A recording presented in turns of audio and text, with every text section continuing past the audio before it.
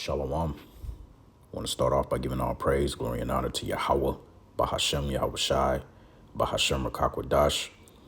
Double honors to the apostles and elders of GMS, better known as Great Millstone, who rule well. And as always, we give peace and salutations unto the hopeful elect. And I'm your brother Mata Zabak, coming back with a rebuke and exhortation video on this brother right here, who goes by the name on TikTok at dhan1140. Now, for those of you who follow my TikTok content and lives that I do, the last live that I did, which was about a couple of days ago, this brother came on a live and tried to argue the point that in Revelation, the 7th chapter, where it breaks down the 12 tribes of Salakia, it breaks down 12,000 men out of the 12 tribes of Israel pertaining to the 144,000. He goes on to say that there's no tribe of Ephraim. There was no mention of a tribe of Joseph of Ephraim, just Manasseh or in Dan. Now, when I was speaking to him, I tried to give him a basic breakdown. And I told him when dealing with Dan, the last that we hear of Dan is in Judges, the 18th chapter. And if you read that chapter, Dan kind of just, withered away and he lost a lot of people. But nevertheless, when you talk about Ephraim is a tribe, but he tried to argue the fact that it's not a tribe because in Revelation, the 7th chapter, the tribes that it breaks down, it clearly mentions Manasseh and then it says Joseph. So that was his argument of saying that I'm wrong because Ephraim is not mentioned within 144,000. It's talking about Joseph. And I told him that Joseph is interchangeable with Ephraim. But once again, he claimed that I didn't have the truth and that I lack understanding.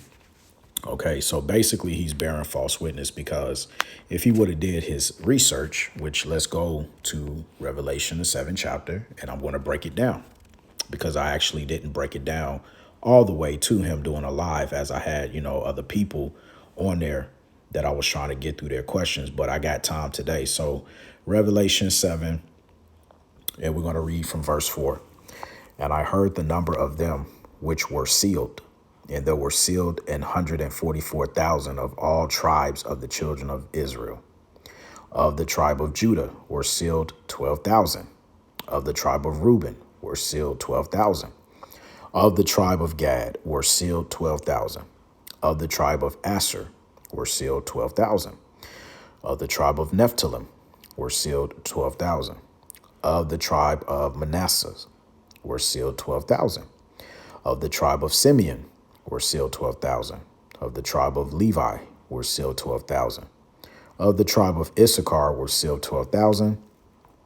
Of the tribe of Zebulun were sealed 12,000. Of the tribe of Joseph were sealed 12,000. Of the tribe of Benjamin were sealed 12,000. So we have to understand why was it written in Revelation 7 and 8 of the tribe of Joseph and not Ephraim?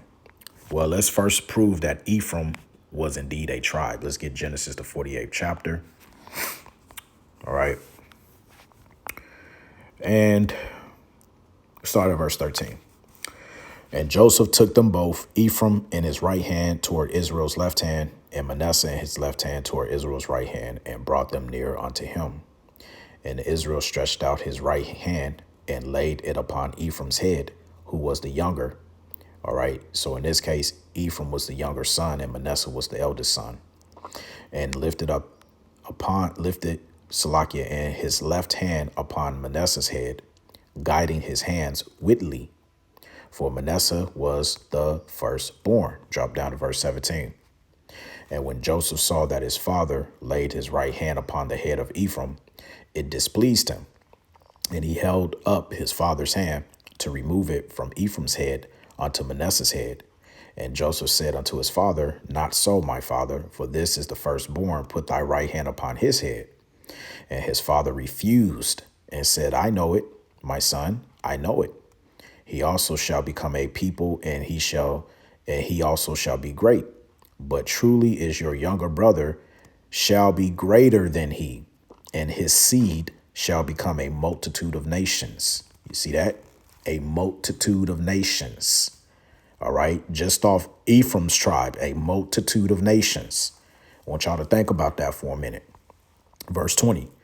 And he blessed them that day, saying, in thee shall Israel bless, saying, the Most High make thee as Ephraim and as Manasseh, and set Ephraim before Manasseh. See, what this person right here fails to understand is that outside of the other 10 tribes, both Ephraim and Manasseh, okay, they were likened unto their own tribes, whereas all the other sons, they were the patriarch to the one tribe. But Ephraim and Manasseh were considered two different tribes, which clearly this guy doesn't understand that. So now that we have that understanding, okay, when Revelation 7 and 8 mentions Joseph, all right, it's talking about Ephraim. And how do we know that? Let's go to Numbers, the first chapter, and verse 32. All right, this is pretty much the end all scripture right here, and we can close it out on here, but I'm going to get some more edification on it. But this is Numbers 1 and 32. It says, of the children of Joseph, namely of the children of Ephraim. You see that? By their generations after their families, by the house of their fathers, according to the number of the names from 20 years old and upward, all that were able to go forth to war. They were a part of the 12 tribes. Because what he fails to understand is the 12th position was given to Levi because they held office and they had no inheritance to the land. Okay, otherwise it would have been 13 or up to 14 tribes because you also had Dan. Okay, but he doesn't know that history. That's why I told him, go give me a scripture that proves that Ephraim was never a tribe. Ephraim is a tribe and still is a tribe today. It's synonymous with the name Joseph, right? So now, okay, let's get here a little bit of information, all right, from one source, Wikipedia. It says, according to the Hebrew Bible, the tribe of Ephraim was one of the tribes of Israel. The tribe of Manasseh, together with Ephraim, formed the house, Salakia, formed the house of Joseph. Let me read that part again. The tribe of Manasseh, together with Ephraim, formed the house of Joseph. So when I said to him on the live that anytime in the Bible, depending on the context, okay, when you see if the Bible declares it as being the house of Joseph, it could be talking about either Ephraim or Manasseh. And how can we prove that? One of them is in Joshua, the 14th chapter. Right? And let's see here. We can get, let's see if they have it also. Joshua chapter 14, verse 4. For the children of Joseph were two tribes, Manasseh and Ephraim. You see that? Therefore, they gave no part unto the Levites in the land, save cities to dwell in, with their suburbs for their cattle and for their substance. So they were considered two tribes that made up the 12 tribes of Israel, proving that Ephraim was a tribe. Okay, now let me see if I can get another precept.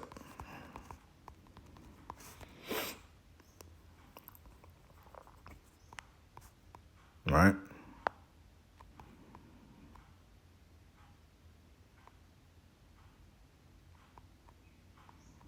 Yep. Joshua 17 and 17. That's really the one I wanted. And Joshua spake unto the house of Joseph, even to Ephraim and to Manasseh. You see that? So anytime the scriptures is talking about the house of Joseph, because there's not a tribe called Joseph. When it talks about the tribe of Joseph in Revelation 7, it's synonymous to either Manasseh or it's talking about Ephraim, as we see in Revelation 7 and 6, I think it was. Yeah, 7 and 6 of the tribe of Manasseh were sealed 12,000. So Manasseh is already mentioned there. Okay, so when you get down to verse 8 of the tribe of Joseph, it's talking about Ephraim. And we're going to prove it. Don't worry, because I know what I brought out so far is still not enough. Okay, Now, when you drop down to Ephraim as portrayed in the biblical narrative, this is some really good information that you guys can look up on your own. But this bottom one here, just to prove a point that Ephraim was a tribe, this last paragraph at the bottom, it says, Ephraim is often seen as the tribe that embodies the entire northern kingdom, and the royal house resided in the tribe's territory, just as Judah is the tribe that embodies the kingdom of Judah, which consists of Judah, Benjamin, and Levi, the southern kingdom, and provided its royal family. So Ephraim, that's why I told the brother, you have to be careful and understand the context and the history, which he clearly doesn't understand. Okay, because going back then, you had the northern kingdom, which sometimes was called either Joseph, okay, or Ephraim. Salakia, not Joseph, but Salakia, please forgive me. It was either called Israel or Ephraim, okay, in context. All right. The only time you will see the name Joseph if it was talking about the whole house of Joseph, which consists of both Manasseh and Ephraim, or it will be symbolically referred to as Ephraim. You see that? Let's get another article.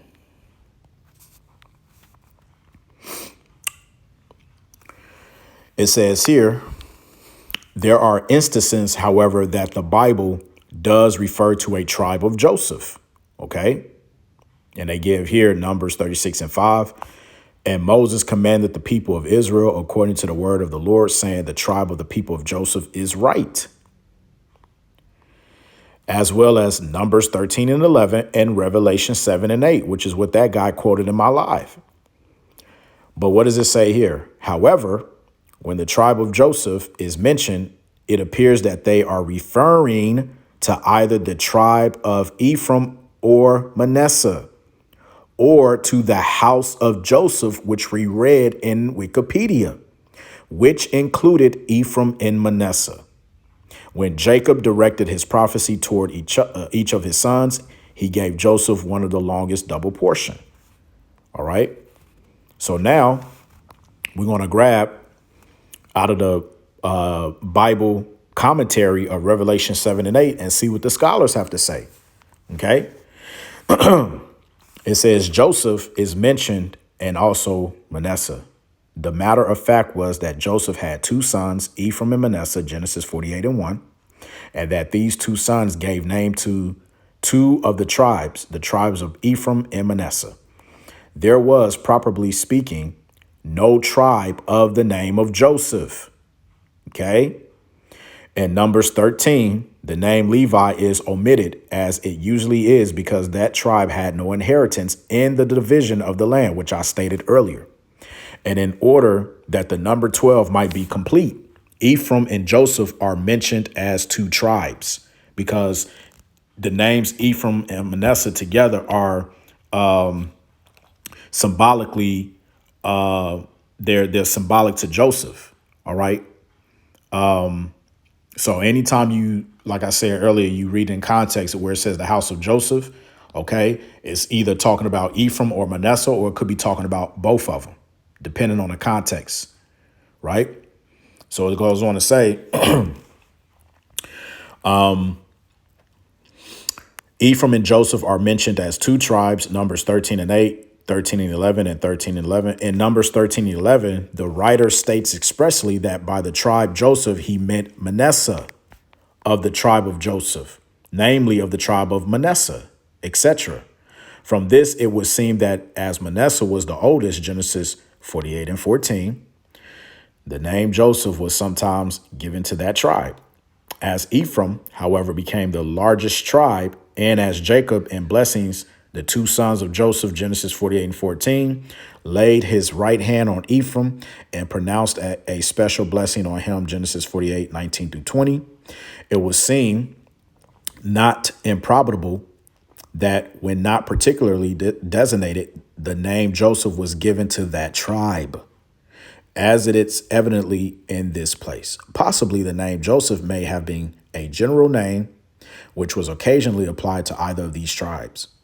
In the long account of the original division of Canaan in Joshua 13 and 19, Levi is omitted because he had no heritage, and Ephraim and Manasseh are mentioned as two tribes. Now pay very close attention to this last part.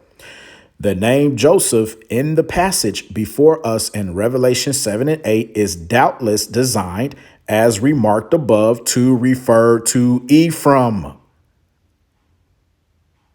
You can't get around it. Let me read that part one more time.